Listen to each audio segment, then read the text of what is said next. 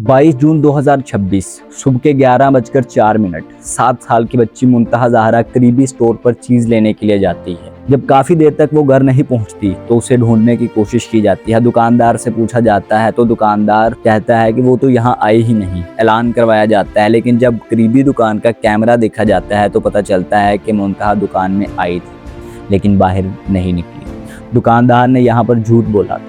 Police आती है, investigation होती है तो पता चलता है कि इस्लामी जमहूरिया पाकिस्तान में एक 7 साल की बच्ची के साथ रेप करके उसका मर्डर करके उसे दुकान की तीसरी मंजिल पर डंप कर दिया गया।